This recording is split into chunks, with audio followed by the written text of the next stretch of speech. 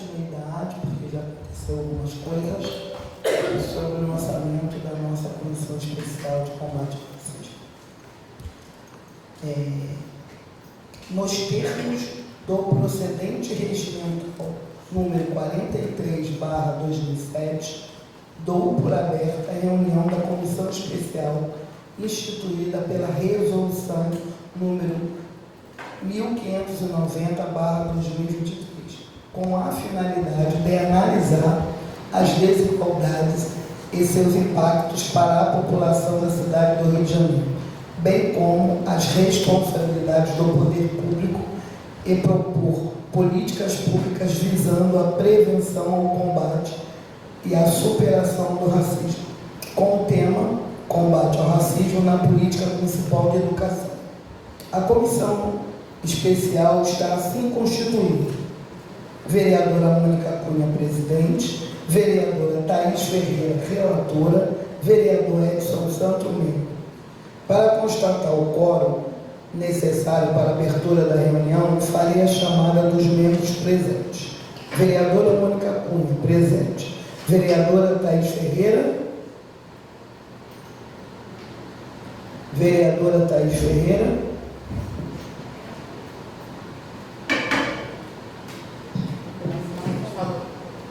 Falou? Então tá, minha linda. Realmente está linda aqui na tela, hein? Cada dia está melhor que esse barrigão aí, minha companheira. Hoje nossa reunião tem por objetivo a escuta ativa de profissionais da educação a respeito do tema da reunião. O objetivo da escuta temática da educação: aprofundar e reunir informações sobre experiências no campo da educação, visando a produção de conhecimento e acúmulo para melhor contribuir com a elaboração de projetos de lei, indicações legislativas e outros instrumentos institucionais para a proposição da política pública de educação de combate ao racismo institucional no âmbito municipal. Proposta desse espaço: como o próprio nome diz, será um momento de escuta ativa e participação popular de diferentes atores sobre os eixos de trabalho da Comunicação Especial de Combate ao Racismo, a saber, saúde, educação, cultura, patrimônio cultural, temas priorizados pela Comissão Especial. Esse instrumento, assim como outros que serão utilizados, servirão de subsídios para a elaboração do relatório final da referida Comissão Especial. Dinâmica do trabalho: cada convidado terá 10 minutos de fala sobre os desafios, a experiência de implementação de ações de combate ao racismo no espaço escolar. Nos interessa produzir políticas públicas para que o espaço de escola seja acolhedor para estudantes negros e negras. Seja também um espaço de valorização dos saberes e, sobretudo, do combate ao racismo.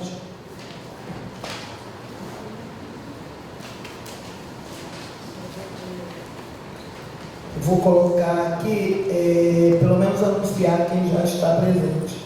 A senhora Mônica Rosa, representante da Rede Carioca Etno-Educadores Negros do Brasil, Colômbia, Unirio. Senhora Claudete Pavão, professora do município do Rio de Janeiro.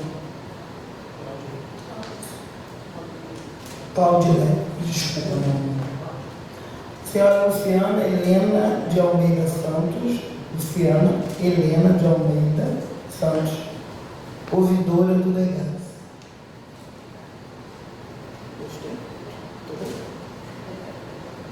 Senhora Cláudia Miranda, professora da Faculdade de Educação da Unirio. Então, são esses profissionais presentes nesse momento. Thaís, minha querida, você quer fazer uma fala? Você quer fazer uma fala de início? É mesmo? Então tá bom, não. Você quiser. Tá bom então, tá bom. Beijo.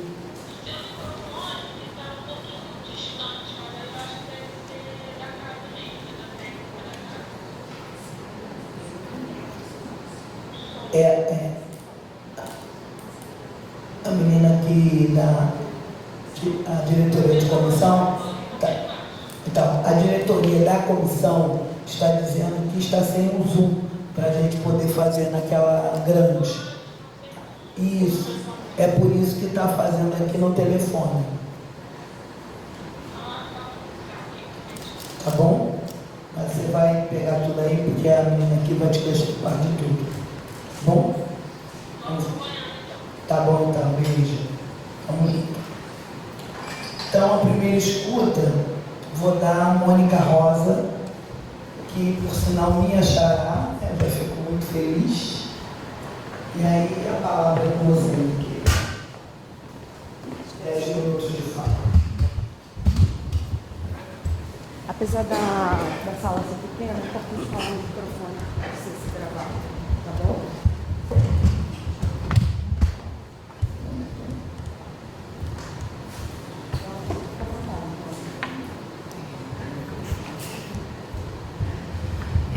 Bom dia a todas e todos que estão aqui.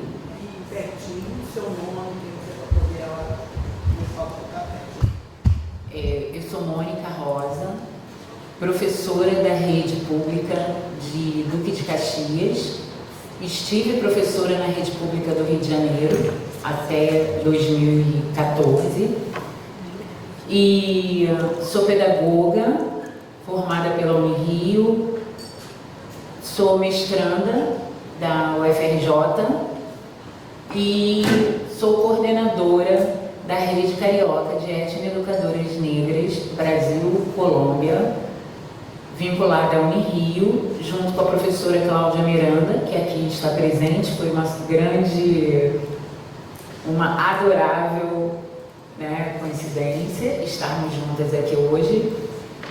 E fui convidada para desenvolver um trabalho de educação antirracista, para construir um projeto de educação antirracista numa escola de referência no Rio de Janeiro, mais uma escola privada, um trabalho desafiador no Colégio São Vicente de Paulo, no Cosme Velho, Rio de Janeiro, um colégio católico. Fui convidada para trabalhar com o segmento 1 do ensino fundamental e lá chegando vi a necessidade de estar instituindo uma política de educação antirracista, porque isso faz parte da minha vida. Então, independente de onde eu estiver, da rede, do espaço, eu só vou estar sujeita dentro da educação se eu estiver trabalhando com a pedagogia antirracista, de forma ativa e de forma presente. Eu me sinto muito honrada pelo convite, por estar aqui, tendo a oportunidade de estar nessa casa, que é uma casa do povo, que é uma casa onde nós temos que estar presentes, temos que nos acostumar a saber por onde entra, onde situam-se as salas, qual o caminho. Não podemos chegar aqui e nos sentir por onde eu vou, para onde eu vou, onde é a sala tal, onde é o banheiro. Então isso tem que se tornar. Hoje eu quero fazer esse recorte nesse momento porque eu me fiz essa autocrítica. Mônica, como é que você chega na Câmara Municipal e tem que ficar procurando e se situando? Não podemos, a gente tem que se acostumar com essa casa como nossa casa. Então me sinto muito honrada de estar aqui e de juntas estarmos pensando de forma expansiva e abrangente uma educação antirracista prática. E isso não é difícil, porque isso somos nós. A gente não tem, eu costumo dizer que a gente não tem que ficar procurando tanto referencial teórico e tantas formas de como construir a educação antirracista, porque ela é orgânica, ela é viva, ela está na vida. porque a escola tem 90% de estudantes pretos, de estudantes negros. Hoje temos uma população indígena muito grande nas escolas, né? Eu estive visitando uma aldeia em Maricá que eles contam com 95% de estudantes indígenas nas duas únicas escolas de ensino fundamental do segmento 2, próximo à aldeia. E isso é logo ali, né? Não é lá no Amazonas, né? É logo ali. A gente tem no Rio de Janeiro o primeiro desmonte florestal no nosso país. A gente vem num desmonte florestal desde que os invasores aqui chegaram. A Mata Atlântica, ela foi sendo totalmente dizimada. Então, com todo respeito ao que está acontecendo no Amazonas, essa casa e todos que aqui a representam precisam olhar para os pântanos, para as lagoas, né, logo aqui na Glória, logo aqui no Passeio, que foram aterrados, né? E a nossa Glória, Catete, Flamengo, totalmente alagados em chuvas grandes. Por quê? Porque esse grito do racismo ambiental, ele precisa acontecer. Então, respeitando o Oxalá, quando as águas invadem a nossa cidade, elas estão invadindo porque elas estão gritando: chega de racismo nesta terra. Então, a gente precisa compreender a fala das águas. A gente precisa compreender o grito que acontece dentro da escola quando o sussurro da palavra bonita, que resolveram substituir racismo por bullying, né? Então, quando vem com essa palavra bonita e estrangeira, quando os nossos pequenos negros começam a ser tratados de forma racista, né, a gente precisa ouvir o vento, que é o ar que sopra, né? Oxóssi, quando lança sua flecha, ele lança sempre flechas em vento para alcançar as consciências. Então a gente precisa trazer essa consciência étnica de pertencimento, porque só tendo esse pertencimento étnico que vamos conseguir geograficamente encontrar o pertencimento pátrio que nos foi retirado, roubado, né? Então a educação antirracista, ela se faz urgente e ela precisa estar afronteirada. Esta é uma casa de paredes e de bom ar, né? Lustrosa. E a gente precisa saber que precisamos afronteirar a educação e não deixá-la instituída apenas na escola, onde a gente trabalha com primeiros, segundos, ensino médio. Não, a gente tem que trazer essa educação para dentro das instituições. Então hoje, quando a gente para pensar e para trocar sobre educação antirracista, eu digo: a educação antirracista precisa existir no terreiro, na Câmara, na Alerj, na universidade, na escola municipal, né, e na rede privada. Então a gente precisa pensar nessa educação num âmbito grande, ir para as ruas, né? Pedagogia na rua, pedagogia do brincar, pedagogia do pensar, pedagogia do existir. A gente precisa estar, enquanto educadores, e todos os vereadores precisam se ver neste lugar de educadores em potencial, porque quem habita uma casa parlamentar está educando. E nós, enquanto educadoras, somos parlamentares da vida, da rua, do mundo. Somos parlamentares que o fogo que nos toma, que é o fogo que toma lata, que aquece a comida dos nossos que hoje se encontram numa imensidão em todas as ruas desse estado, nas cidades pequenas que não se viam, aqui nas cidades grandes, nas cidades da periferia como a Baixada, a gente tem gente na rua precisando aquecer o que comer. Então esse fogo que aquece a comida de quem não tem e esse fogo que aquece a comida de quem tem nos restaurantes maravilhosos que temos em nossa cidade, né, ele precisa entrar em conexão com o nosso fogo interno, que é o fogo do sol, né, o fogo do sol de Omulu no dia de hoje e o fogo do sol de Xangô, da justiça, que ele precisa fazer e faz através de nossas ações. A gente precisa acordar para essa conexão.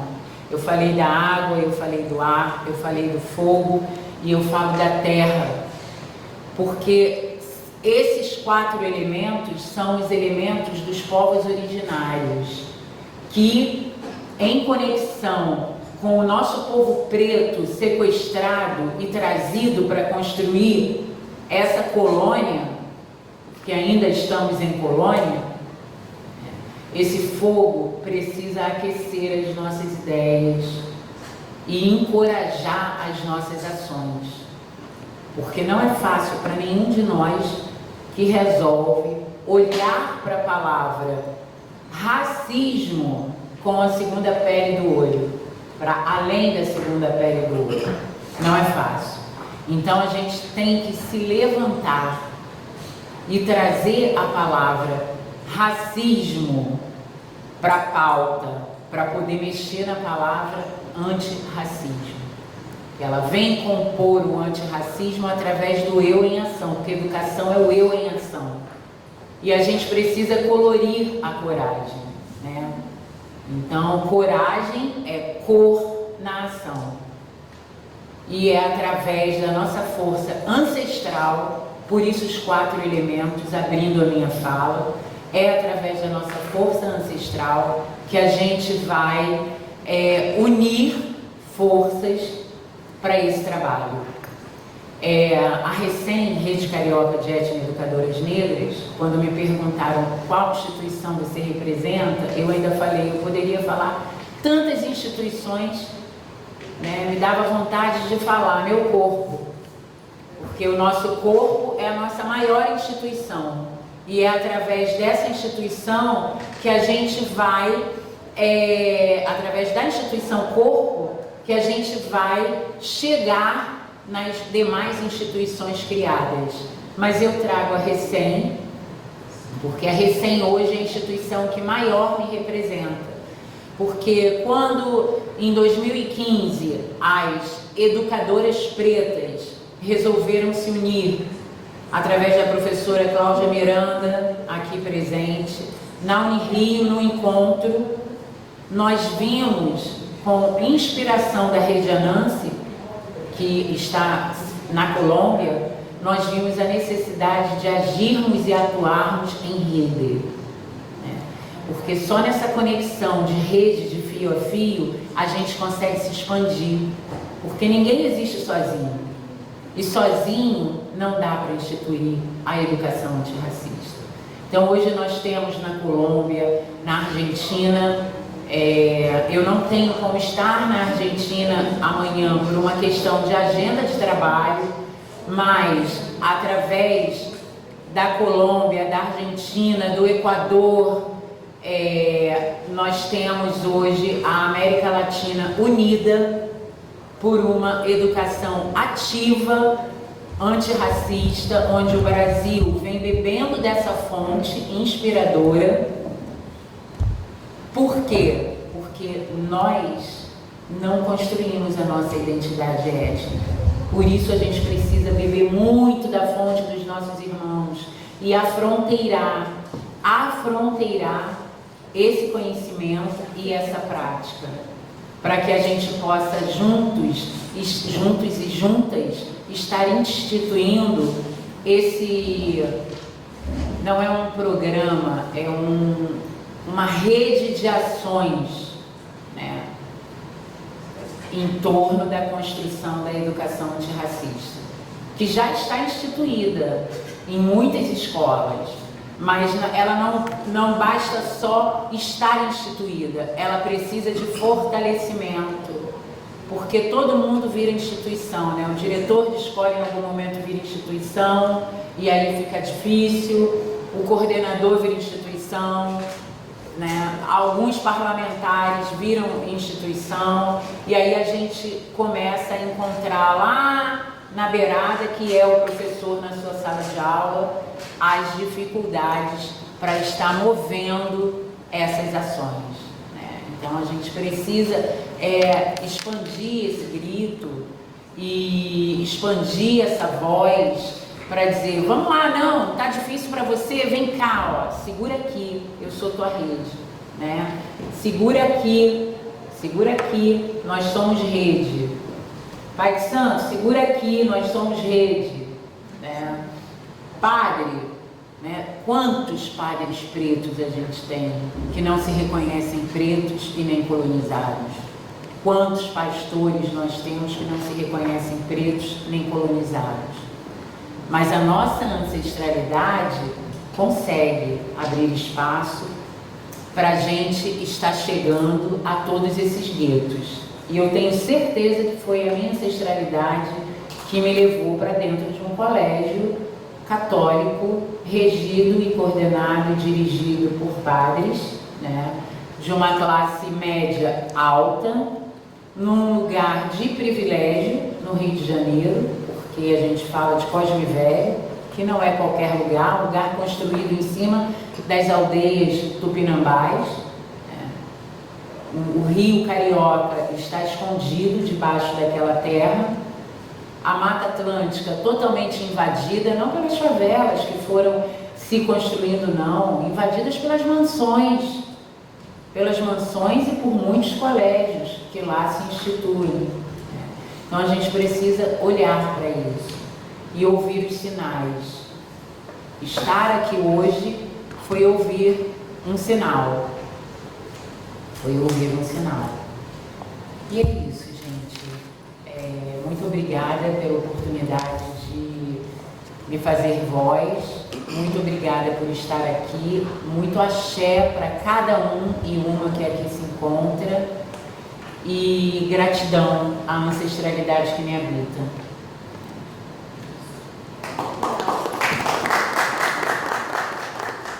Obrigada, vou me chamar de Xará, né?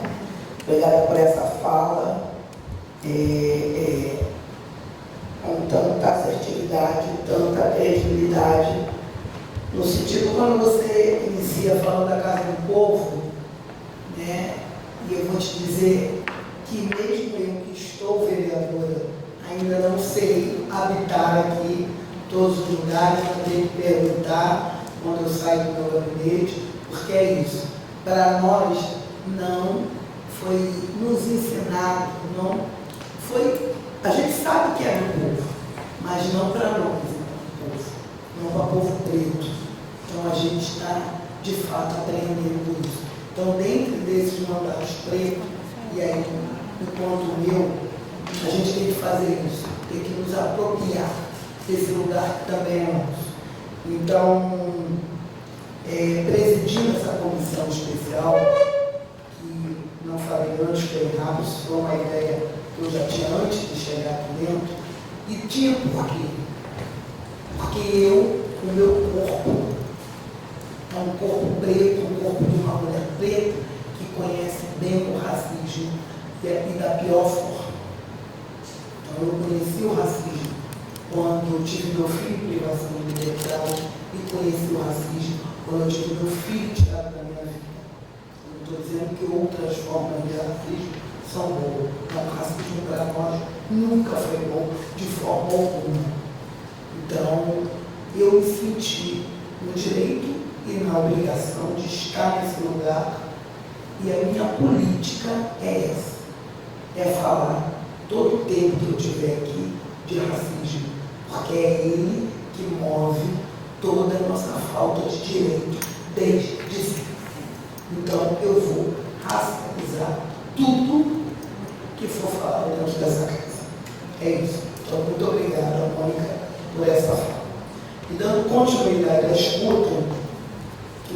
chamar minha querida, que eu conheço há algum tempo, está mais linda que nunca, né? Claudiele Pavão. Ela é mestre em História, professora de História do município do Rio, coordenadora pedagógica da Escola Municipal, jornalista e escritor Daniel Pisa, mestre em História pela PPHR da UF Rural, né? E pesquisa gênero e raça, classe em território da cidade do Rio de Janeiro. Muito obrigada. 10 minutos de fala, minha querida. Muito obrigada, agradeço a oportunidade. Na verdade, eu quero iniciar minha fala relembrando que em 2018, no dia 30 de março, Mônica Cunha esteve na minha escola quando a gente realizou uma missa ecumênica, né? Uma missa ecumênica, não, mas um encontro, né, com parentes, né, com familiares e os colegas da aluna, a estudante Maria Eduarda da Conceição, que foi assassinada dentro da escola em 2017. E aí eu vim muito pensando nisso, né? Porque desde 2017 a escola passou por muitos caminhos difíceis, né? A gente precisou erguer muros para poder dar uma sensação de confiança para aquele território. E quando você traz na sua fala que você conhece muito bem o racismo, eu venho para reforçar isso. A gente trabalha numa escola que fica em Costa Barros, num território bastante conflagrado. Eu voltei a trabalhar nessa escola tem 1 mês e meio, e esse 1 mês e meio foi marcado por sempre fechamento da unidade diante de operações policiais. Não tem como eu falar de uma educação antirracista sem eu garantir que meus estudantes tenham aula, sem eu garantir que os meus professores consigam, né, executar suas atividades, né, em sala de aula, diante do medo, né, diante, né, da preocupação dos seus familiares, tanto dos alunos quanto dos professores, né, dos funcionários que estão na escola. Então, a minha colocação aqui é muito de pensarmos, né, como essas escolas estão sendo atravessadas pelas políticas de segurança. A gente tenta a todo momento articular atividades para os estudantes, né? Não falta criatividade e qualificação aos professores que são dedicados a pensar oportunidades mesmo para eles, porque, como a colega falou, a maioria dos nossos estudantes são negros, não são meninos e meninas negras, e eu faço muita questão de dizer filhos e filhas de trabalhadores negros daquele território. E a gente precisa garantir que o direito humano deles de estarem dentro da escola, estudando, seja efetivado. E a gente não está conseguindo garantir diante de operações, incursões policiais que vêm causando medo na comunidade, né? Porque essas incursões elas acontecem muitas das vezes nos momentos de entrada ou de saída desses estudantes.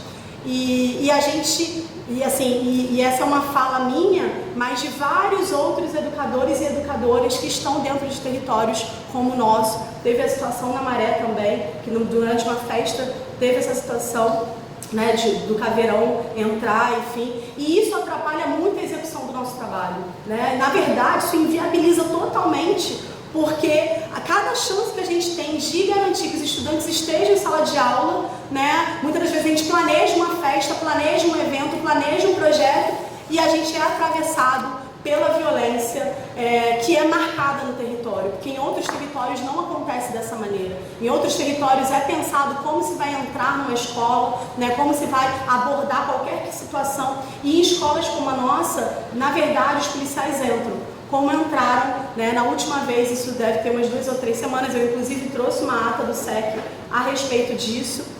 Policiais entraram na escola e o professor de educação física, que é um homem negro, que faz um projeto excelente, ele estava olhando, porque está em obra a quadra da escola, ele estava verificando, né, as pinturas da obra, e 2 policiais falaram que se tratava de um vagabundo e ele estava de costas. A nossa sorte foi que o diretor sabia que estava tendo uma operação na região, tinha iniciado uma operação, e aí desceu para poder ver o que estava acontecendo, né? Que a gente sempre fica, assim, a gente trabalha com educação, mas o tempo inteiro olhando o território para ver como está a situação. E aí ele desceu e viu os policiais apontando para o professor não tinha nem visto. E aí ele pergunta o que está acontecendo, enfim. Então, na verdade, né, é óbvio que a gente o tempo inteiro está pensando em educação antirracista dentro da escola. A gente é muito privilegiado com um grupo de professores dedicado a pensar isso. A gente, há 2 semanas, fez projetos, né, sobre levar as crianças para poder ver a exposição do defeito de cor, pensar nessas questões. Hoje já estão os professores pensando no que aconteceu com o jogador Vini Júnior. É um debate que vem à tona, mas infelizmente quando teve essa situação do professor e alguns alunos presenciaram, o debate também veio e a gente precisou construir uma reflexão com eles, porque eles falaram assim: caramba, professor, não acredito, o senhor é professor, como assim? Eles confundiram você. E aí a gente teve que dizer para eles, né, no caso o professor que sofreu essa situação, dizer para eles: mas eu tenho o mesmo tom de pele de vocês, eu sou tão preto quanto vocês, e assim, estando aqui não tem essa, e em outros lugares também não tem essa. Então, para a gente garantir uma educação antirracista, eu acredito que precisa passar pela forma como o Estado, e aí eu penso, né, são escolas da Prefeitura do Rio, mas se há a possibilidade de construir um diálogo com o governo do Estado com relação a uma política de segurança, porque a todo momento as unidades escolares são fechadas e se nossas crianças têm menos dias de aula, têm menos acesso, né, a de repente a gente fazer um passeio, fazer atividades externas, isso está marcado pelo racismo, pela forma como o racismo age no território, porque são os territórios criminalizados por conta da pobreza e por conta de ser lugares onde a maioria da população é negra. Então, esse é o ponto que eu gostaria que vocês nos escutassem. É isso. Muito obrigada pela escuta.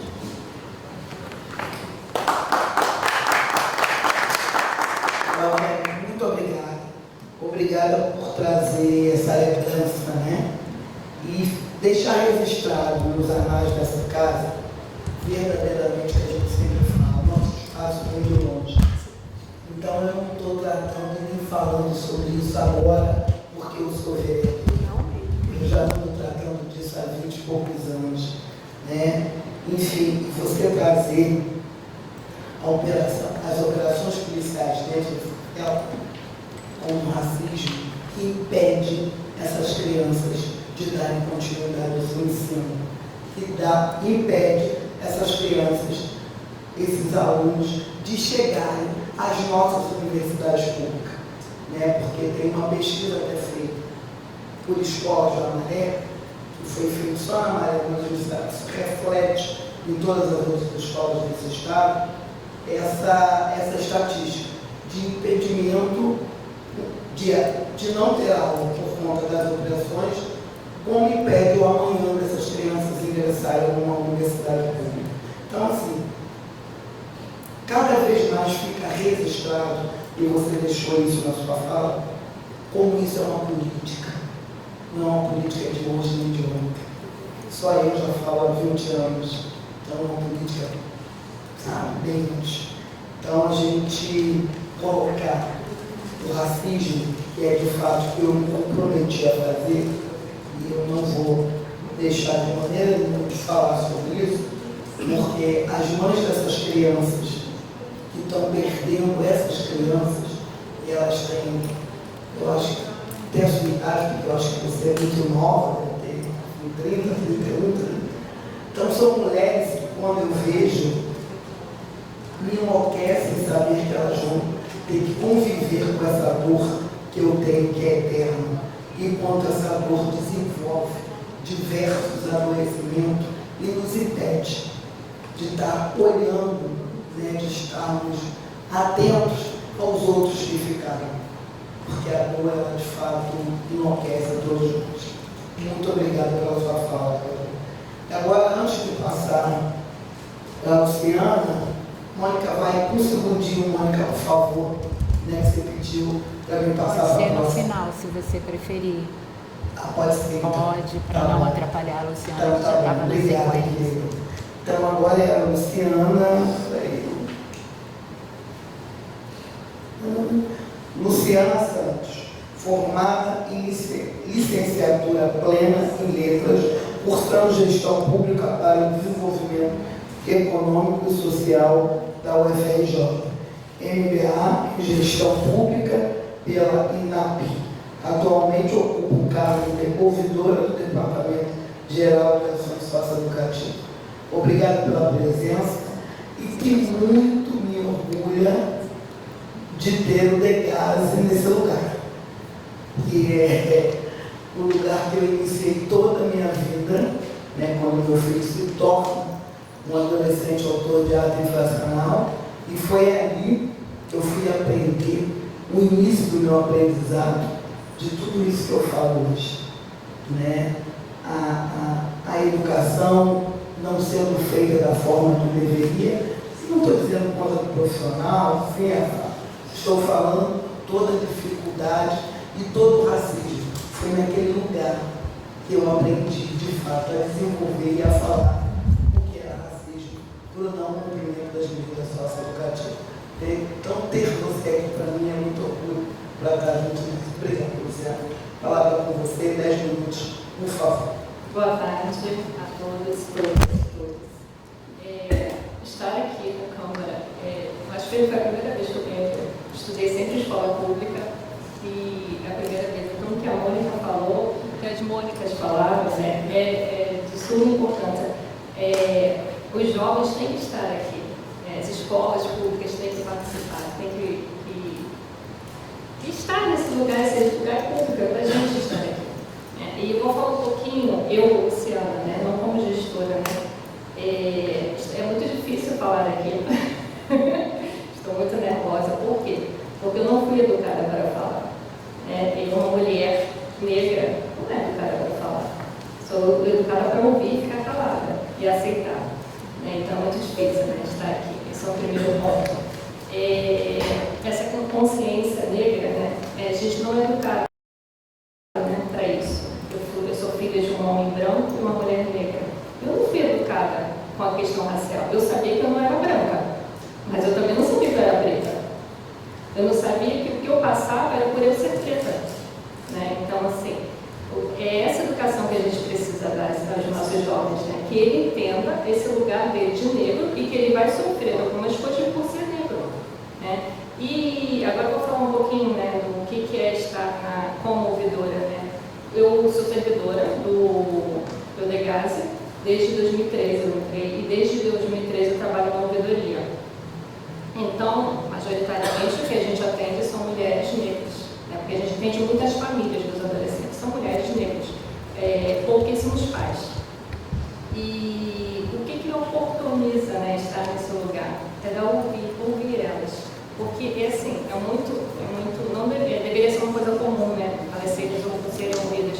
Mas quando a gente ouve, elas agradecem tanto, assim, é uma gratidão enorme, é como se eu estivesse fazendo algo muito além do que eu deveria fazer, mas não, eu estou fazendo só o que eu devo estar fazendo, que é atender o público. O nosso público são elas.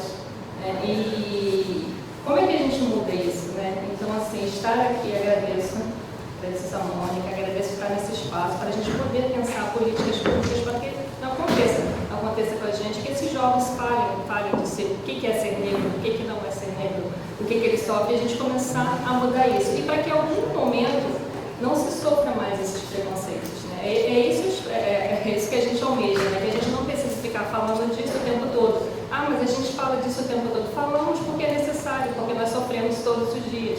Né? Às vezes, algumas pessoas falam assim, mas você não é negra. Sim, mas quando eu chego nas lojas, o segurança não tem dúvida que eu sou negra. Então, assim, é isso que a gente tem que combater. Né? E essa questão, né, o que é ser negro? Né? Para uns eu não sou negra, quando eu vou exigir meus direitos eu não sou negra, mas para sofrer preconceito eu sou negra. Então, nós temos que mudar isso, ninguém tem que sofrer preconceito, nós precisamos falar disso. Tá? Eu agradeço muito estar aqui e poder contribuir de alguma forma.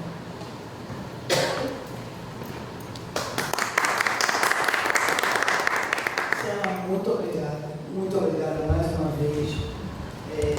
Vou ser repetitiva no sentido de, antes de qualquer coisa que eu tenha me tornado, que eu vou me tornar, antes de qualquer espaço que eu esteja, é isso, DEGASE, ele é no início, né, de compreensão bastante ampla para vir aqui hoje no encontro. Quando você fala em ouvir, eu digo para você, como uma dessas mães, eu continuo sendo mãe, só que eu não estou, e eu espero nunca mais estar com o filho, não vou estar mesmo, mas com o neto dentro daquele lugar chamado Denise. Então eu te digo o quanto é importante, o quanto eu necessitei quando eu estava com meu filho lá. Então eu tive que aprender, né, quando eu, na sexta-feira na audiência com eu presidi, eu falei sobre isso.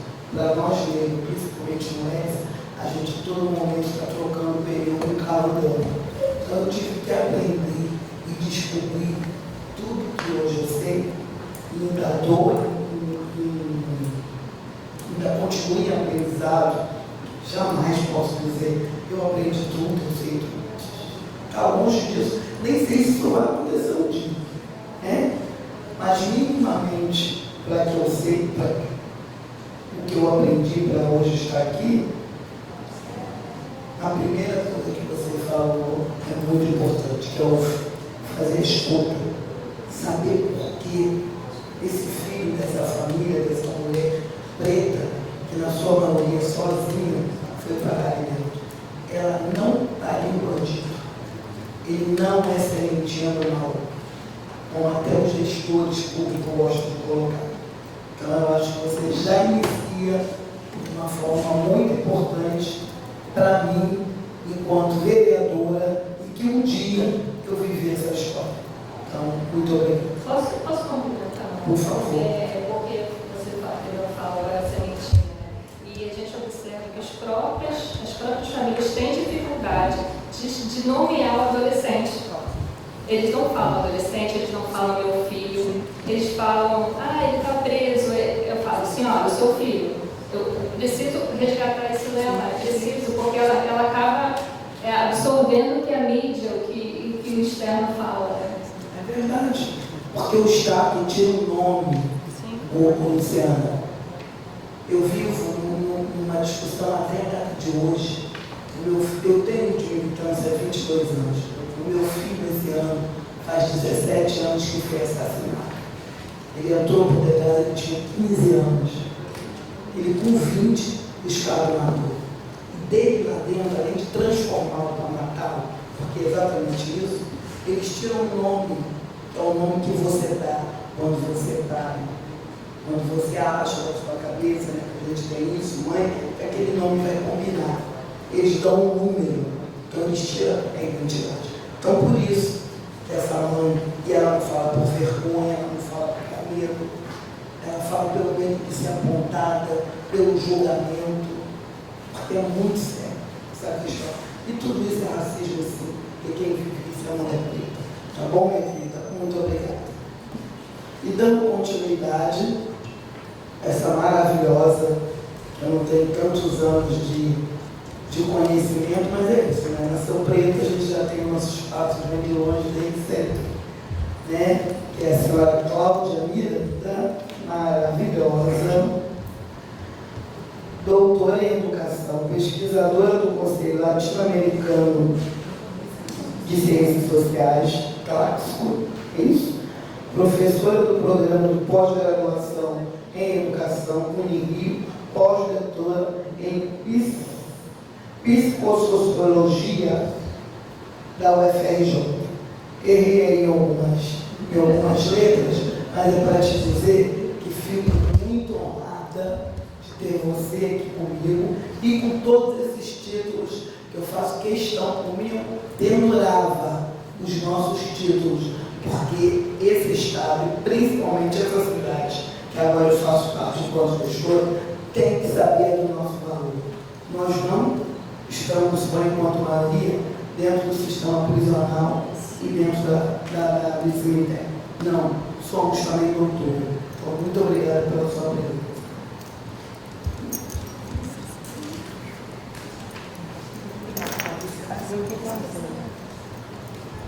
Boa tarde. Quero agradecer a preciosa acolhida. Então, toda essa equipe maravilhosa que me contactou, agradecer muito. Fiquei muito feliz, Mônica. Por quê, Mônica? Porque você é uma figura da cidade do Rio de Janeiro, né? E eu sou filha do movimento negro. Eu vou para Cuba, eu vou para o México. Onde eu vou, eu falo isso, porque eu tenho muito orgulho. O IPCN me convidou para fazer uma fala, tem alguns meses eu disse isso, né? Tinha muita gente importante na luta antirracista nesse encontro, e eu agradeci muito por essa aprendizagem, as bases do movimento negro do Rio de Janeiro. Então, Mônica, eu vejo você atuando, não é de hoje, né? Então, eu tenho muito orgulho de você estar neste lugar. E tenho muito orgulho de, em casa, ouvir o meu companheiro falando: fui lá ver a Mônica, nem consegui entrar, estava muito cheio. Eu fui lá, mas não conseguia, então assim, foi no bocado, estava um escândalo, e estava todo mundo, tá falando. E eu, assim, em casa, corrigindo o trabalho, e ele contando que estava todo mundo. Eu falei: gente, a Mônica mal chegou, ela já está fazendo barulho na cidade. Então você tem dedo bom, você colocou um monte de gente importante do seu lado, mulheres muito empoderadas, mulheres que estão muito comprometidas com essa agenda. Então, antes de tudo, eu vou te dizer que eu tenho muito orgulho de poder colaborar com você, Mônica. Muito orgulho porque você é parte de tudo que a gente viu, melhorar, por exemplo, no Crioula, né? Então, chegar no Crioula, ver você lá organizando as coisas, fazendo as coisas acontecerem, dos pequenos aos grandes eventos, você estava lá, colocando a mão no piano, né? Carregando o piano com a Lúcia. Então, é uma honra, é um prazer. Mônica, você é um tesouro da nossa cidade. Mônica, você carrega muitas comunidades com você. Quando eu vejo no Instagram, é aquele Instagram que eu paro para ouvir o que você está falando, ler tudo que está ali escrito. Então, dizer da minha felicidade, dizer assim, como professora, 16 anos de escola pública, trabalhei no Rivadavia Correia, trabalhei em Orlando Vilas Boas, trabalhei em outra escola colada na rodoviária, tenho 16 anos de escola pública, como professora de espanhol, mostrando uma América Latina preta para os meus alunos. E hoje na universidade, podendo viajar para a América Latina, para o Caribe, sempre com os estudantes, viajando para dizer assim: olha, a América Latina é preta, olha que o Caribe é preto, vocês têm que entender isso. Isso tem que estar refletido nas nossas pesquisas. Então, Mônica, o que eu quero começar falando? Eu estou à disposição. Nós temos o Fórum Permanente de Discussão sobre Currículos Antirracistas, que é a Rede Carioca de Etnoeducadoras Negras, que é uma rede de professoras negras criada em 2015 como um fórum permanente e que agrega professoras de todos os níveis, professoras universitárias, professoras da educação fundamental, alfabetizadoras, professoras do ensino médio, e que estão ali discutindo outras itinerâncias curriculares, que estão ali para se socorrer umas nas outras, pensando outras formas de intervenção e outras estratégias de pertencimento. Por que eu digo isso? Por que é importante destacar? Essa é uma rede que é também para a gente buscar oxigênio. Tem um sindicato dos professores universitários da Unirio, diz que a nossa rede é a coisa mais importante que a Unirio tem hoje. Por quê? Porque a comunidade escolar está presente dentro da universidade.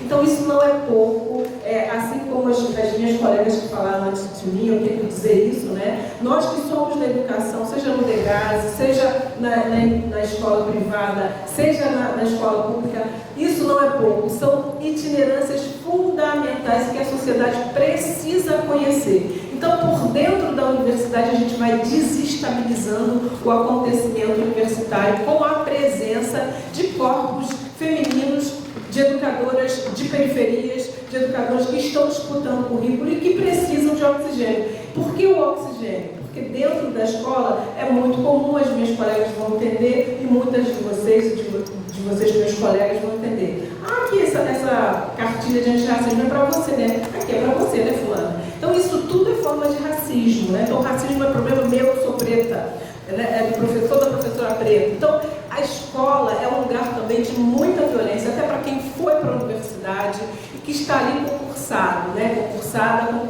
É um espaço de muita violência e de muito incômodo. Por quê? Porque essas pessoas estão propondo outros currículos e dizendo assim: a gente pode sim, como a Mônica Rosa colocou, um pouco a gente pode ser, até com o nosso corpo, com a nossa saia educadora, como eu gosto sempre de falar. falar, né? Com a nossa saia educadora, com a nossa pulseira educadora, com o nosso brinco educador, a gente pode transformar aquele ambiente escolar, aquele ambiente universitário. E obviamente que aqui na Unirio, as disputas elas não são fáceis, porque nós somos do movimento negro. E nós que somos do movimento negro, nós que saímos das bases, sabemos que dá para fazer a diferença com boa vontade. Então falta vontade acadêmica também, não só vontade política, né? Falta vontade acadêmica também. E aí o incômodo vem daí, porque quando você se movimenta, você acaba denunciando as pessoas que estão ali e que não querem se movimentar. Então não é fácil ser professora na escola, não é fácil ser professora na universidade, mas a gente atropela, porque a gente aprendeu isso na base, né? Tem sempre um guardião do regime de plantão, seja onde for, a gente tem que passar por cima da cabeça desse guardião do regime. Então, quero aqui colocar à sua disposição, dizer que nós estamos começando, eu estou na Unirio desde 2010, só agora a gente conseguiu, professora Jane Santos, que é uma grande parceira, que foi vice-diretora da Faculdade de Educação, com algumas colegas da reitoria, emplacar um núcleo de estudos afro-brasileiros. Então, eu estou falando em meu nome, em nome do Núcleo de Estudos Afro-Brasileiros da Escola de Educação, da Unirio, e nos colocando à sua disposição para mantermos uma agenda de conversa, para mantermos um diálogo, e a Unirio tem todo o interesse nisso. Nós temos um novo reitor, né? Nós temos uma vice-reitora, mulher, jovem, e um reitor que se autodeclara fora dos padrões heteronormativos. Isso é muito importante, isso não é um detalhe. Então, nós temos espaço para colaboração interinstitucional. Então, você, Mônica, você e toda a sua equipe estão aqui hoje chamando essa escuta temática, e eu venho dizer que nós estamos disponíveis para acolher as reivindicações, para estabelecer cooperação explícita, efetiva, e chamar atenção para isso. A Unirio tem, não apenas nós do Núcleo de Estudos Afro-Brasileiros e da Rede de Educadoras Negras, a Unirio tem um sindicato dos professores que está nessa pauta querendo pensar uma universidade antirracista. Então, o sindicato dos professores está nessa agenda de luta. A nova reitoria está nessa agenda de luta, porque isso é um acordo, né, prévio. Vamos começar uma outra identidade institucional na universidade. Então, é um momento chave para a gente pensar essa colaboração. Nós temos um grupo muito parceiro de diálogo cotidiano, que é o grupo de estudos de educação, educação ambiental desde o Sul. Então, esse grupo também é um grupo parceiro, né, de educação ambiental desde o Sul, para a gente pensar justiça climática, racismo ambiental. Então, nós temos várias frentes importantes dentro da Unirio, né? Então, seria mais nesse sentido. Eu acho que é fundamental para o trabalho que vocês estão começando a desenvolver com muita força, vocês terem sempre o que você falou, Mônica, que eu acho que é chave, a linha do tempo, da história da luta pela educação ambiental, da educação antirracista, que você faz parte. Então, ter essa linha do tempo na mão, né?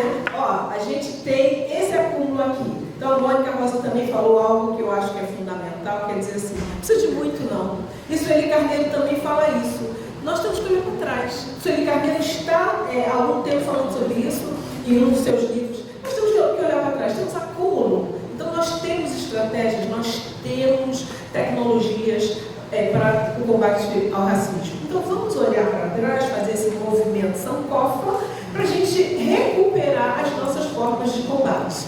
Então, não precisa de muito, não. A gente precisa só entender que nós somos referência, já fechando, nós somos referência para a América Latina. Então, nós temos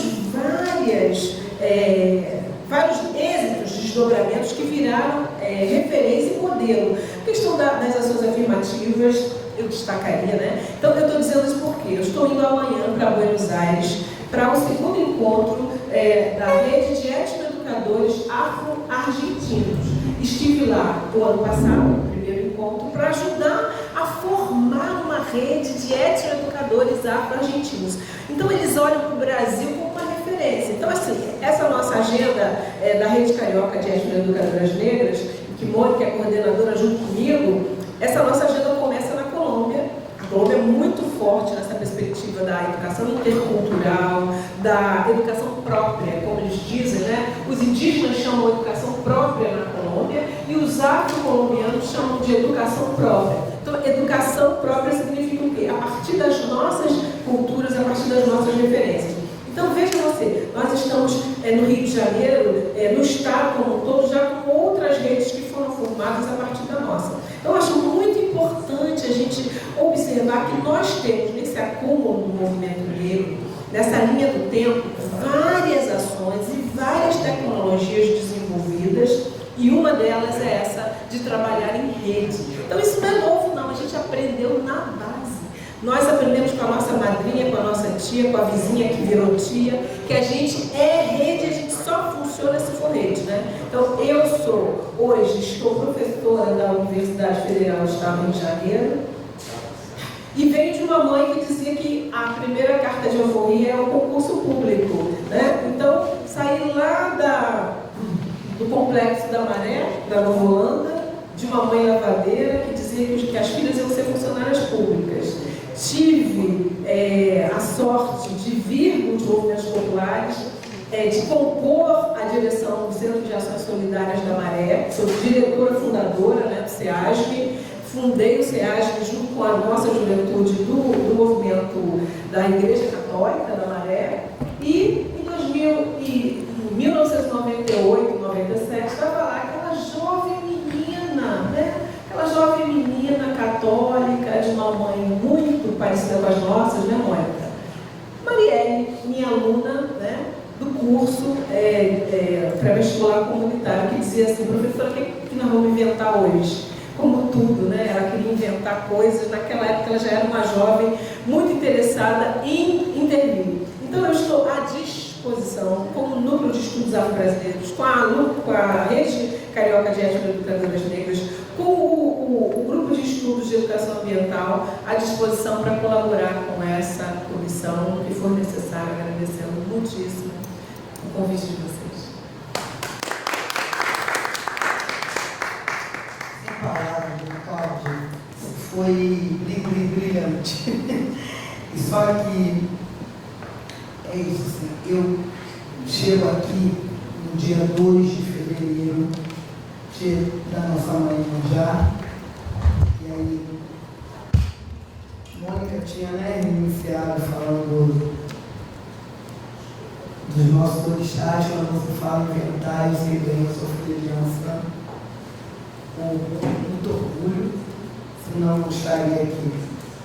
E não estou aqui para inventar nada. Eu falo, todo mundo já tem muita coisa aí. Então, de fato, a gente tem que olhar para trás, tem que pegar.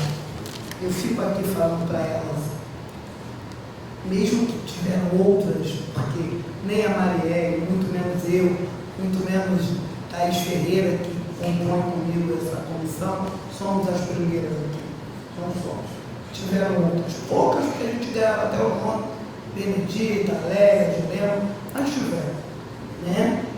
E o que de Marielle, que eu digo sempre, de lá para cá, é a quantidade. Por isso que eu trouxe no meu slogan quando eu vim cá de vamos chegar de bonde. Então, de Marielle para cá é isso. A gente está entrando de bonde. Então, ter vocês aqui faz parte desse combinado que eu fiz com ela, mesmo ela não estando mais, porque além de hoje eu estou ocupando um lugar no qual ela também já ocupou, enquanto espiritualmente ela também era filha de Ançã, por mais, como Cláudia se colocou, católica, ela também vem desse lugar. Acho que todas nós, independente de outra, né, geração, vem do catolicismo, mas enfim, eu falei para ela que eu ia de fato dar continuidade a esse mutirão, esse vamos chegar de bonde. Então, tratar desse assunto é isso, é chegar de bonde. Muito obrigada. Eu preciso de todos vocês e mais, porque senão fica muito difícil da gente continuar aqui dentro, é real. Mas dando continuidade, a gente ouvia Mata de Rosa do Guarani, é real, mas eu acho que está em outra, assim. O senhor William Correia de Mello, mestre e doutor em educação, professor da rede pública do município de Maricá, no estado do Rio de Janeiro, é criador da Ciência do afeto. Ciência do afeto. Ciência do afeto, metodologia estruturada de foco antirracista e baseada em evidências científicas para a promoção de boas interações interpessoal e acolhimento infantil, investigada e mapeada inicialmente na Universidade Internacional das Periferias. Muito obrigada, fiquei muito feliz, entendeu, de saber isso aí. E a palavra com você, professor. Muito obrigado, boa tarde, gente, boa tarde a todas, boa tarde a todos, boa tarde a todas. Obrigado pelo convite, prazer, Mônica, estar aqui, vereadora. E é impressionante, né, como a gente se reconhece nas falas uns dos outros e uns das outras, né? E é muito simples isso, né? É muito automático, é muito natural. A gente sente que a nossa história está sendo contada várias vezes por pessoas diferentes. Então, chegar de bonde para a gente é muito simples, porque a gente se conecta muito automaticamente, mesmo da gente não se conhecendo antes, né? Então, é um prazer ter escutado a todas vocês. Eu tenho alguns trabalhos que eu tenho me envolvido com a educação antirracista, né? Como a Mônica colocou ali, eu acabei de terminar meu doutorado em educação no FRJ. Eu investiguei um programa de parentalidade na educação infantil. O que é um programa de parentalidade? São programas de acolhimento parental e que ajudam famílias a educar os filhos em casa, né? Mães com dificuldade, pais com dificuldade, a construir práticas parentais que melhorem o desenvolvimento infantil. E além disso, lá na Prefeitura de Maricá, eu sou daqui do Rio de Janeiro, sou criada no Morro dos Macacos, eu moro aqui no Rio de Janeiro, em Vila Isabel, sou criada aqui, porém eu sou concursado lá na Prefeitura de Maricá e atuo lá como professor de ciências. E lá eu desenvolvo uma metodologia antirracista chamada Ciência do Afeto. O que é a ciência do afeto? Praticamente, para resumir, né, porque tem um montão de coisa envolvida, mas é basicamente uma metodologia estruturada que tem como objetivo acolher o estudante, sobretudo o estudante preto que está na escola pública. Quando eu entrei na rede municipal de Maricá em 2019, eu cheguei muito angustiado, porque eu já conhecia alguns dados sobre a educação básica, e um deles que eu sempre destaco é o fato de que quem evade mais a escola é o menino preto. Quem abandona mais a escola é o menino preto. A Sueli Carneiro fala na conversa com o Bruno Brown, e ela não fala que os meninos estão saindo, ela pergunta muito objetivamente quem é que está sistematicamente expulsando nossos meninos pretos da escola. Eu tenho repetido isso constantemente porque esses dados não melhoram, com a pandemia não melhorou, obviamente, né, só piorou, e a gente precisa entender o que causa isso, né? Quais são os fenômenos adjacentes à prática de sala de aula, a política pública, que está fazendo com que esse menino sistematicamente tenha pior desempenho na média. Participei de um livro chamado Masculinidades Negras, Novos Debates Ganhando Formas, que acabou de ser lançado, e eu escrevi um artigo nesse livro sobre masculinidades negras em educação. Eu fiz uma análise, eu trabalho com análise de dados, eu fiz uma análise desde 2012 a 2020, 2019 mais ou menos, para ver a média de anos de estudo, de quantidade de anos de estudo por sexo e raça no Brasil, né? E o homem preto está sempre lá embaixo, está em cima logo a mulher preta, né? E homem branco, mulher branca é a que tem a maior escolaridade, e é impressionante como essa desigualdade ela não reduz ao longo dos anos. É como se, na média, todo mundo começasse a estudar mais ao longo dos anos, mas a diferença entre os grupos raciais e de gênero não muda, absolutamente nada, né? Em termos de ano de estudo, né? Ano de escolaridade, usando dados da PNAD contínua, né? Do IBGE. Eu publiquei esse artigo lá no livro, tentando argumentar o como que existe uma relação muito íntima entre a quantidade de anos que esse menino estuda, a evasão dele e a exposição dele ao cenário de violência, né? E a gente está relacionando pouco ainda isso no Brasil. A gente precisa entender que esse menino, quando ele evade a escola, ele está mais vulnerável à violência, ele está mais vulnerável a se envolver com violência, ele está mais vulnerável a se criminalizar e a ser exposto a essa violência de Estado e a ser assassinado pelo Estado. Então a gente precisa fortalecer, eu acho que esse espaço aqui é de suma importância para isso, uma relação íntima, de fato, entre a escola e o cenário de violência. Esse menino tem que estar na escola, ele precisa ser acolhido pela escola. E para que ele esteja na escola sem evadir, a gente precisa olhar para esse menino como um menino que, de fato, tem potencial, estabelecer altas expectativas sobre esse menino, e aí a ciência do afeto, essa metodologia que eu proponho, ela passa por vários elementos. Um deles, ou um dos principais deles, é a alta expectativa sobre o estudante, sobretudo o estudante preto. É dizer o tempo todo que esse menino vai chegar longe, é dizer o tempo todo que ele vai entrar na universidade se ele quiser, é dizer o tempo todo que ele vai ocupar espaços públicos que o negaram a vida toda. E tem outros elementos, né? Eu trabalho com hip hop também, eu sou rapper, né? Eu trabalho com rap didático, eu trabalho com hip hop utilizando os elementos da cultura hip hop para acolhimento do estudante preto.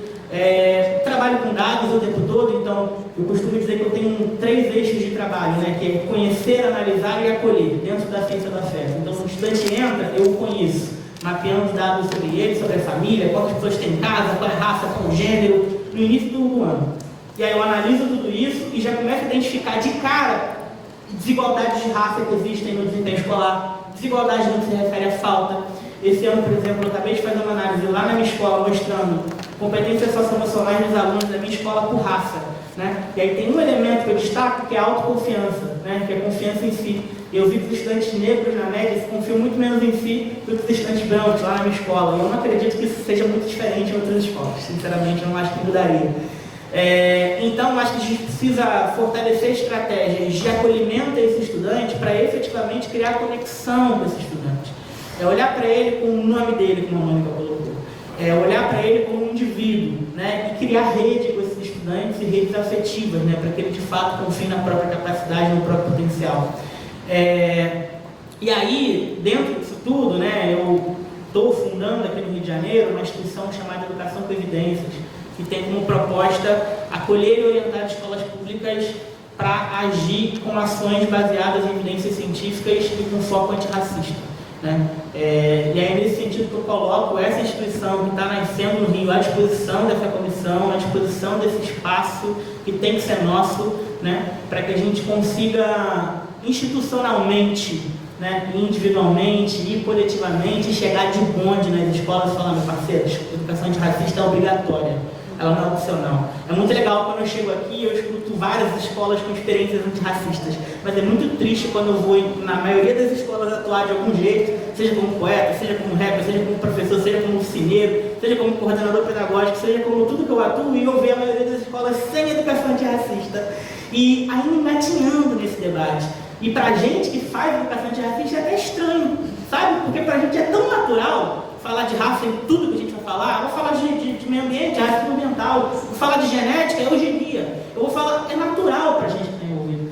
Então é muito esquisito que a maioria das escolas ainda não estejam fazendo isso, né? Então eu acho que a gente precisa chegar de pé na porta mesmo, porque eu acho que bater na porta a gente já cansou, né? Então é chegar de pé na porta e falar: a educação antirracista ela vai ficar e ela vai só se fortalecer, e eu me coloco super à disposição para isso e agradeço por essa oportunidade também.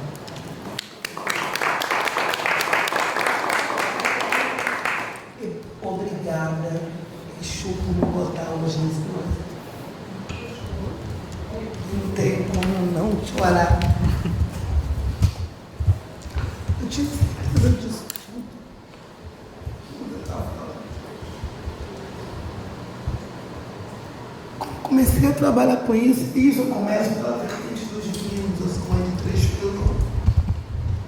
Quando eu fui para esse lugar, o Degas, eu sabia que eles só precisavam disso. Eles só não dão oportunidade. William, a gente ainda não é a maioria, mesmo como mulher negra. Todos aqui sabem disso. Mas para os meninos, ainda falta. Eles nem estão no mesmo patamar que nós. Isso me mata. Porque eu não faço uma luta para que nós, mulheres negras, tomamos o poder e os nossos homens desapareçam. Não, de maneira nenhuma. Então, o que você está falando, eu só vou ter certeza do que eu recebi. E agora, nesse lugar, com esse poder aqui, porque aprendi, é por isso que eu estou aqui. Porque eu descobri como isso aqui, a caneta, aqui dentro tem poder. Então, diminui a quantidade de não avançarmos enquanto povo preto, e diminui também o racismo sobre os nossos corpos, estarmos nós dentro desse espaço.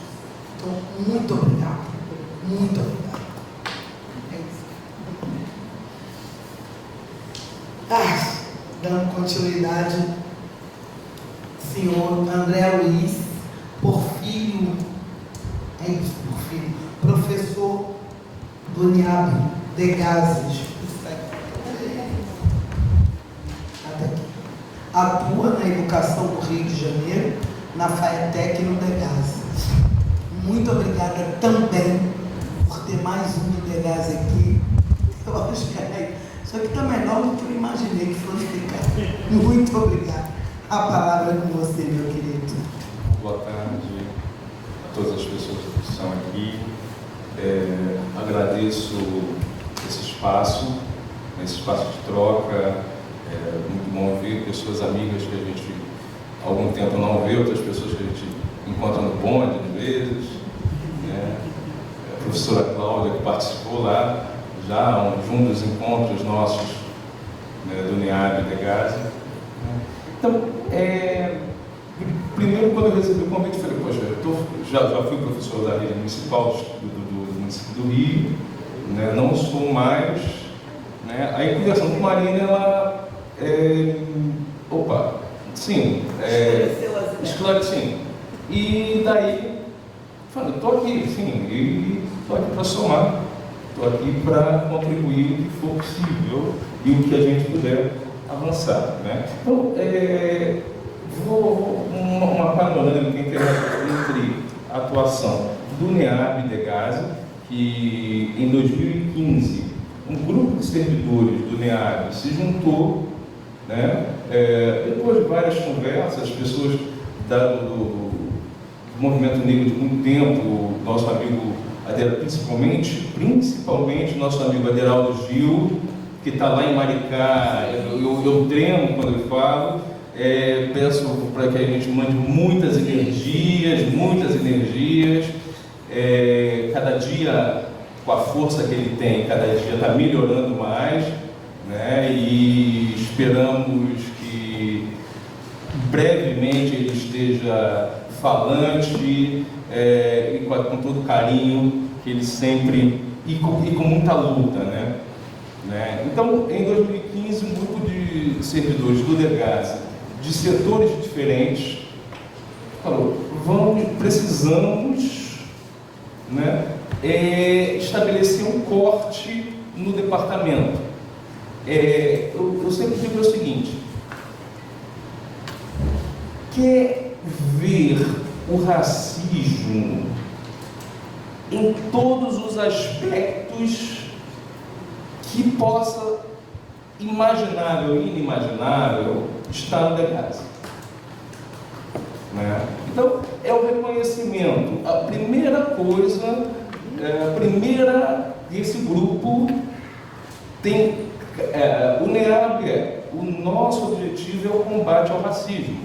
Porque lá, se a gente superar um dia, e vamos superar o racismo no Brasil, pode começar com um grande centro, espaço de estudo, os ambientes socioeducativos que existe no Brasil. E daí, né, primeiro, pegando os ensinamentos, que vamos construir as redes. Então, de lá para cá, nós fizemos 6 cursos, e cursos vamos colocar aí, todo o movimento negro passou por lá, né? Ivani, pessoal mais recente, Raquel Barreto,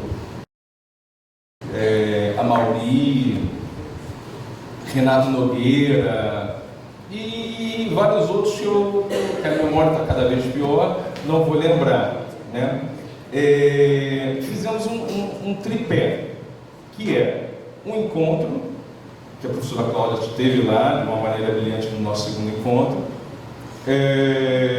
o curso e a revista U, que nós vamos lançar agora o 5º número até julho. E principalmente um trabalho de formiguinha, que dentro da estruturação, que hoje, dentro da estrutura do DEGAS, a gente tem uma divisão de equidade, de programas e projetos em equidade, né? E dentro dessa divisão temos o NEAB, foi o originário disso tudo, hoje ele está dentro dessa divisão, junto com o programa Degase Sem Preconceitos, o núcleo de gênero e um núcleo de violências. São passos. Alguns núcleos têm uma efetivação, efetivamente estão atuando de forma a modificar algumas das estruturas? Não. Mas é um muro quase transponível, onde passos grandes. Hoje a agenda racial existe no Degase. Por mais, independente de quem esteja lá na direção naquele momento, por mais que eles queiram apagar e invisibilizar, tem. Até porque na hora que a coisa pega, opa, cadê? E aí aquilo? E aí vai nas dinâmicas possíveis. Avança, retrocede, pula um pouco, retrocede mais também, que é necessário, enfim, dentro daquelas estruturas, de determinadas estruturas, a gente precisa também se manter vivo, né? Quer dizer, emocionalmente vivo, enfim. Enfim, desde 2015 estamos avançando lá, pegando as experiências anteriores de cada um e avançando, construindo. Pessoas que antes não pensavam no assunto, hoje estão pensando, eu estou saindo do Degase ano que vem, então algumas questões vão ficar. E já estou no momento de estar passando, olha, construímos até aqui. Agora estou passando a bola, né? Vou ficar de fora olhando o jogo, se qualquer coisa, se for preciso invadir o campo, a gente vai. Mas para agora, daqui a pouco eu vou estar fora do campo, tá? Fechando um pouquinho do ISERG, o Instituto Superior de Educação, que é onde eu trabalho, que é a professora Giovanni Ramos, a primeira professora negra a dirigir o Instituto, os Institutos das Moças, enfim.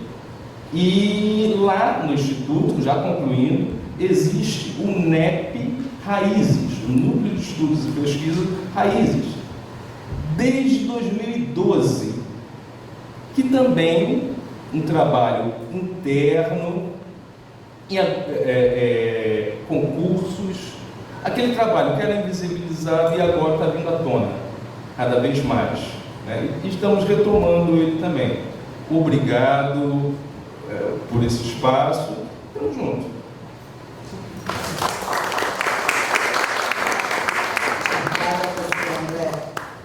Eu só tenho certeza que vai vir outros, né? Que a gente já aumentou um pouquinho, a gente não aumentou tanto, mas a gente já aumentou um pouquinho e está propagando essa política que é real, né? Então a gente já está em bonde. Mas a gente, eu só digo que a gente daqui para frente não pode me separar de maneira nenhuma, porque é isso, assim. A gente está numa pegada, eu tenho certeza que aqui, com essas falas, a gente está focando as duas, o racismo já vai começando a dar errado. Eu tenho certeza que já vai começando a dar errado. Quando nós estamos, de fato, ocupando esse lugar que é nosso, mas de maneira correta. Muito obrigado, André.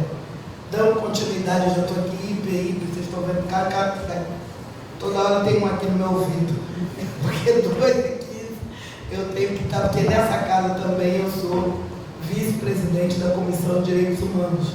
Isso desde o meu início é isso que eu sou, e presidente da Comissão de Combate ao Racismo. Então a outra reunião começa às 2:15, na qual eu tenho que estar lá. Mas agora eu passo a palavra para o Fernando Chacal. Tropa Solidariedade, diretor da ONG, é isso? Então, meu querido, a palavra é com você. Muito obrigado pela presença. Obrigado, bom dia, boa tarde a todos. Eu sou o Fernando Chacal, sou um rapper, estou no rap desde 1990, sou um dos primeiros rappers do Rio, MVB, GTR, né, Aticom, Damas do Rap, Ed William. Eu conheço você da sua luta lá de Acari, porque eu sou do tempo da Chacina de Vigário, da Candelária, fui menor de rua da Candelária, São Martim, Seu Roberto, sou um homem preto em movimento, estou vivo, tenho 50 anos. O sistema tentou de todas as formas de me derrubar e não conseguiu, porque eu tenho 50, estou vivo, então continuo sorrindo na luta, né? Sou um feliz.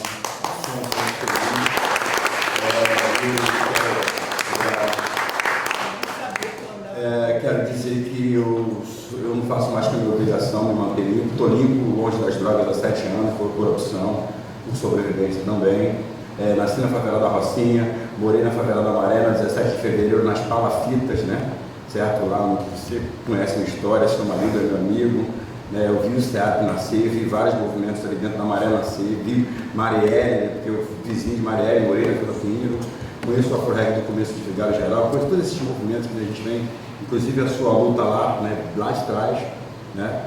Então, assim, quem me trouxe até aqui hoje foi o Oxum, Ogum, Xangô e Oxóssi. Não fui convidado, mas fui convidado espiritualmente, porque Ogum, Xangô, Oxum e Oxóssi entendem a minha história, você sabe o que eu estou dizendo. Trabalho com rap, toquei no Canecão, fiz várias outras coisas até 2008. 2008 começou a dar muito ruim, né? As coisas muito álcool, muita droga, muito entorpecente. Né? Os caras sabem que um preto perigoso tem vários formatos para se derrubá-lo. Né? Hoje eu percebo que uma forma de derrubar é dar um álcool para ele, dar droga para ele, tira ele do jogo, mas não conseguiram me tirar do jogo. Em 2013 eu gravei um programa na Liga, na Lapa, fiquei morando embaixo dos arcos por um bom tempo, você sabe disso, você passou lá e viu, né?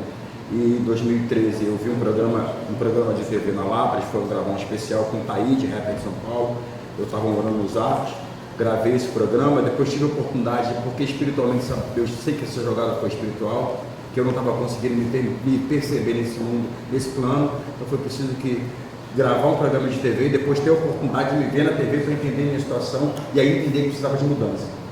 E aí fiquei em 2013, 14, 15, 2016, eu descobri a ibogaína, uma planta do Gabão, planta africana da tribo dos Buitis.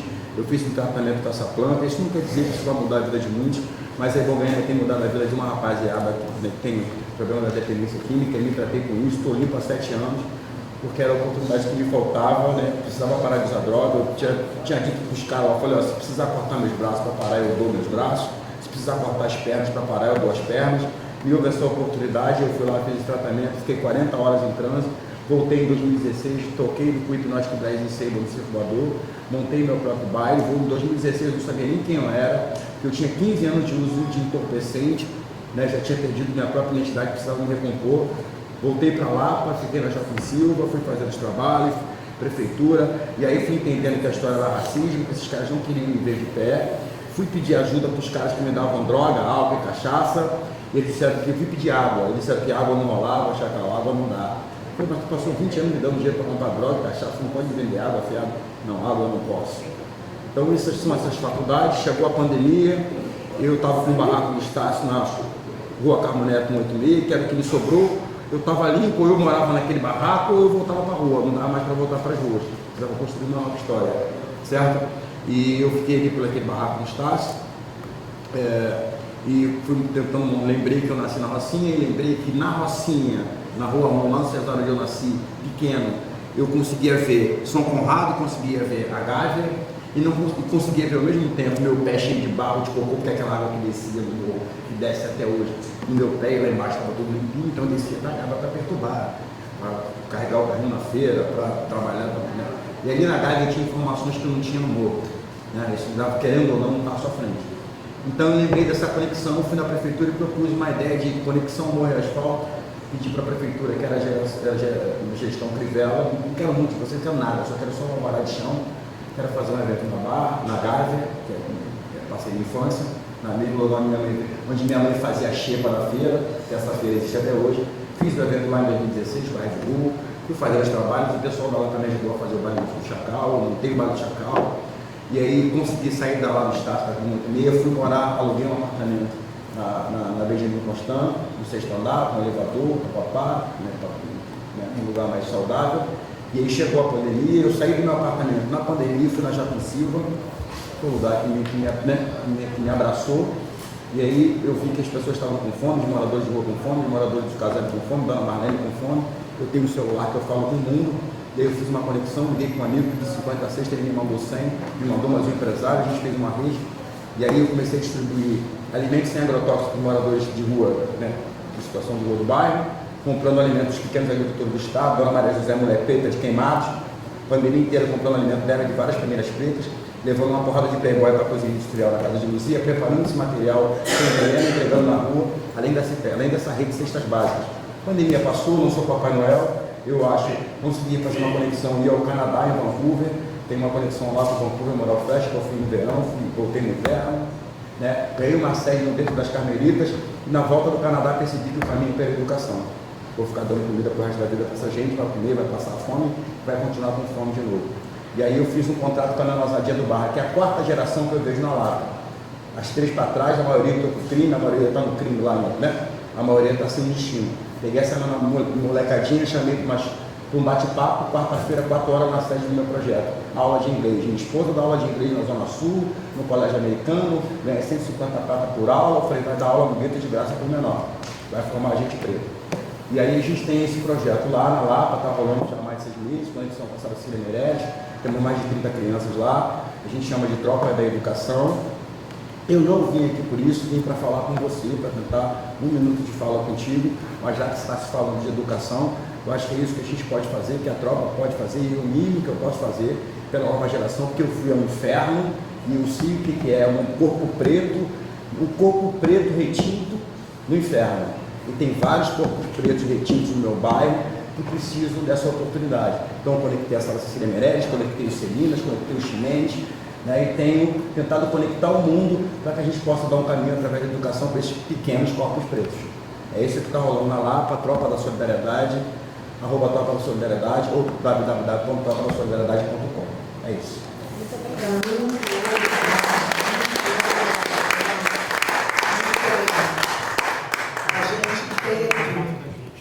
Sabe bem o que é ir no inferno.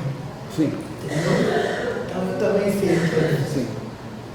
não pela dependência química, mas nem sempre a gente preto vai no inferno a partir de alguma dependência química. A gente vai por outras coisas, porque isso tudo é racismo, como você colocou. Mais uma pedra, né? Eu fui no inferno quando eu cheguei no Salgado Filho e vi aquele exato. tive que É mais fechar uma o pedra. olho esperando eu chegar para fechar. Sim. Então eu sei bem que é chegar no inferno. Por isso que eu estou aqui. Valeu, meu querido, muito Obrigado a você. Dando continuidade, estamos aqui agora com o Luiz Golfinho. É professor da Universidade do Rio de Janeiro, UERJ, na Faculdade de Educação da Baixada Fluminense, FEBEF, e do Programa de Pós-Graduação em Educação Cultural e Comunicação em Periferias Urbanas. Pedagogo, doutor em Educação da UERJ. Muito obrigado, a palavra com você. Bem, gente, boa tarde. Primeiramente, queria agradecer o convite, pedir desculpas, cheguei tarde, fui lá no fim da escola, vim correndo. E eu, quando recebi o convite, eu sou honesto de falar que eu me questionei o porquê do convite, se eu aprendo com tanta gente aqui no Rio, que acredito que me ensina muito, enfim, mas eu aprendi uma coisa com os jongueiros, na região do Vale do Paraíba, que a gente não nega diálogo, Então, ouvindo as pessoas que eu consegui ouvir aqui antes e mais ou menos entendendo qual que é a motivação desse encontro de hoje, tem poucas coisas assim que eu queria falar no primeiro momento, mas basicamente algumas coisas que eu tenho percebido trabalhando mesmo na formação de professores, trabalhando com um público majoritariamente de mulheres negras, na Baixada Fluminense, trabalhando na formação de pesquisadores na educação, é que me parece que A agenda da educação no Brasil, a agenda da educação no Rio de Janeiro, ela tem sido muito investida de uma dissimulação própria do racismo, né? E isso não é à toa, isso não acontece à toa, né? Isso acontece porque esse Estado colonial, né, esse estado de guerra que a gente vive há mais de 5 séculos, ele precisou e ele continua precisando de um investimento profundo numa dimensão de catequese mesmo, e não tanto de educação.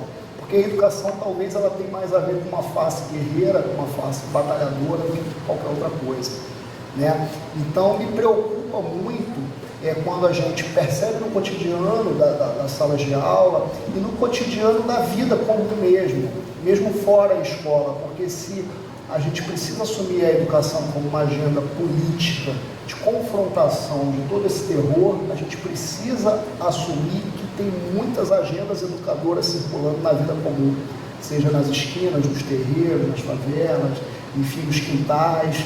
Existem muitos projetos educadores na sociedade brasileira que confrontam realmente essa tara, né, de terror produzida principalmente por um Estado que está profundamente arraigado numa lógica de dominação colonial, numa lógica mesmo de produção de trauma, de produção de desvio, de produção de humilhação, principalmente. Então me parece que a gente precisa ter hoje no Brasil, no Rio de Janeiro, um papo muito reto, né, sobre a educação, um papo muito franco, muito honesto, que a gente consiga, por exemplo, como uma fala que Chacal trouxe, dimensionar qual que é o problema e, na verdade, não qual que é as firulas que muita gente reivindica, que estão só obstinando o lucro. É vendagem de material, é vendagem de informação, é financiamento disso, financiamento daquilo, e existe um problema vinculado diretamente à vida, à manutenção da vida. Então, me parece, pegar um gancho numa fala que a Mônica pontuou agora no final, que uma das grandes tarefas educadoras é a gente fazer com que esse projeto de um Estado colonial ele dê errado. A gente precisa profundamente fazer com que ele dê errado. Isso é uma tarefa pedagógica. Me parece que muita gente entende o papel do educador, da educadora, como o papel de um apaziguador, de uma apaziguadora, como o papel quase de um ser messiânico, e não é isso. É mais a face de um ser guerreiro e consegue, de uma certa forma, conectar, essa palavra que Chacal tanto usou, uma conexão de força guerreira e de força de princípio comunitário. O Estado brasileiro, as elites brasileiras, elas produziram e continuam a produzir uma destruição dos nossos vínculos comunitários profundos. Eu tenho pensado que parece ser uma contradição e mas é um fato. A escola, ainda numa dimensão miúda da vida comum, ela consegue acessar esses vínculos, esses laços comunitários. Obviamente, a gente precisa assumir isso como uma agenda de responsabilidade de todo mundo, né? E me parece que hoje a gente vive numa cidade, né, que já em algumas gestões há ainda um apelo muito fetichista, muito dissimulado, muito cara de pau mesmo, quando a pauta é a educação. A gente sabe o porquê interessa em que a agenda da educação ainda seja uma agenda apaziguadora, uma agenda que eles estão pensando hoje, como o município do Rio de Janeiro, em educar, em alfabetizar crianças de educação infantil, né? Então, quando na verdade, na vida comum, na vida de várias experiências comunitárias, o que a gente tem de fato é uma necessidade de levante, né? Uma necessidade de vivacidade. Me parece que hoje, na universidade, por exemplo, é um lugar que a gente tem disputado muito isso. Disputado, inclusive, essa agenda, né? Já que os lugares, enfim, que ainda são espaços de poder, no sentido de dizer o que pode vir a ser, né, o que é, ou então talvez se colocar num lugar de horizontalidade para disputar com essas pessoas, porque de fato hoje quem domina a educação brasileira não entende absolutamente nada de educação, não tem interesse, não tem nenhum compromisso. Talvez a gente disputar profundamente uma face de uma educação que tenha mais vínculo com uma ideia de justiça. Né? Então eu agradeço profundamente esse espaço, a motivação dele, a iniciativa, e me coloco disponível mesmo para contribuir com o que for necessário. Muito obrigada, muito obrigada. Gente, vocês vão me desculpar, mas eu vou aqui rápido anunciar duas presenças. Luísa Mandela Silva Soares, professora de Educação Infantil, gerência de Relações Étnico-Racial, Prefeitura do Rio de Janeiro, e Thaísa Menezes, professora de Educação Infantil, e gerência de Relações Étnico-Racial, também SME do Rio de Janeiro. Muito obrigada pela presença de todos vocês. Muito obrigada a escurecer esse lugar.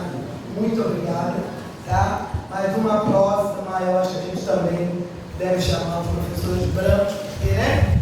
Para escutar e saber o que a gente vem falando faz tempo aí, e eu quero exibir essa negrada doutoranda aí. Toda mentira, mas porque eu preciso entrar agora na reunião, senão a minha presidente me mata. A gente vai ter tempo. Agradeço a presença de todos e dou por encerrada essa reunião. Muito obrigada. E assim, podem ir para o gabinete, daqui a pouco eu vou, a gente pode continuar falando lá, mas eu preciso entrar nessa outra agora urgente. Obrigada a todos. Tá bom? Vamos tirar aqui rapidinho aqui uma foto.